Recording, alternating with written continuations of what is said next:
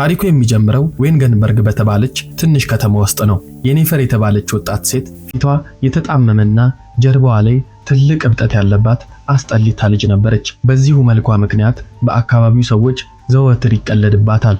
በአንድ ወቅት የአካባቢው ወጣቶች ሲያሾፉባት በድንገት የጥንቆላ በር በመክፈት ወደ አርቱዛ ወደሚገኝ አስማታዊ ቦታ ትገባለች። እዚያም ኢስትሪድ የተባለ ወጣት ጠንቋይ ያገኛታል። ኢስትሪድ የልጅቷን አስማታዊ ችሎታ ተመልክቶ ወደ ቤቷ በሰላም እንድትመለስ ይረዳታል።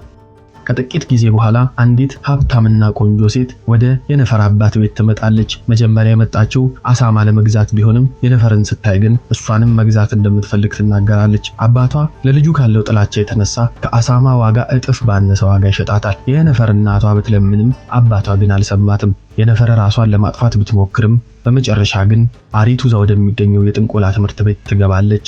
እዛም ቲሳያ የተባለችው ታላቅ ጠንቋይ ልጃገረዶችን ታስተምራለች። በትምህርት ቤት ውስጥ የነፈር ብዙ ፈተናዎች ይገጥሟታል። የመጀመሪያው ፈተና ድንጋይና አበባን ሳይነኩ በአስማት ማንሳት ነበር። የነፈር ግን ይህን ማድረግ ተሳናት። ቲሳያ በየነፈር ተስፋ ትቆርጣለች። ሆኖም ግን የነፈር ብቸኛ ጓደኛ ከሆነው ከኢስትሪድ ጋር ግንኙነት ትጀምራለች። ኢስትሪድ የጥንት ኤልፎች ታሪክና አስማት ያስተምራታል። የነፈር እውነተኛ አባቷ የኤልፍ ዘር እንደነበረና ለዛም ነው መልኳ እንደዛ ሊበላሽ እንደቻለ ትረዳለች። በአንድ ምሽት ቲያሳ ተማሪዎቹን ወደ አንድ የኃይል ቦታ ተወስዳቸዋለች። ፈተናውም መብረቅን በጠርሙስ ውስጥ መያዝ ነበር። የነፈር መብረቁን መያዝ ባትችልም የውስጧን ቁጣ ተጠቅማ ተቃዋሚዋን ልታጠቃ ትሞክራለች።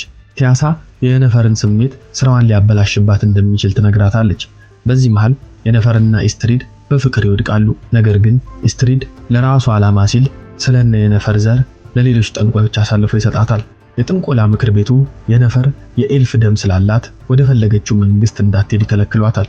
ይልቁንም ወደ ኒልፍጋርድ የተባለ ዝቅተኛ ቦታ ሊልኳት ይወስናሉ። የነፈር በዚህ ተናዳ ህይወቷን ለመለወጥ ወሳኝ እርምጃ ትጀምራለች። ወደ አስማተኛው ጠጋኝ ዘንድ በመሄድ መልኳን እንዲቀይርላት ትጠይቃለች። ይህ ለውጥ ግን ትልቅ መስዋዕትነትን ይጠይቃል። ውበቱን ለማግኘት ስትል ማህፀኗ እንዲወጣና ልጅ የመውለድ እድሏን ለዘላለም ለማጣት ተስማማለች። ያለምንም ማደንዘዣ እጅግ የሚሰቀጥጥ ህመም እየተሰማት ሰውነቷ ይቀልጣል፣ አጥንቶቿ ይቃናሉ። በመጨረሻም ራሷን ስታ ትወድቃለች። በትምህርት ቤቱ የምረቃ ድግስ እየተካሄደ ሳለ በድንገት አንዲት እጅግ ውብ የሆነች የቫዮሌት ቀለም አይን ያላት ሴት ትመጣለች። ይህች ሴት የተቀየረችው የነፈር ነበረች። ውበቷ ሁሉንም ያስደንቃል።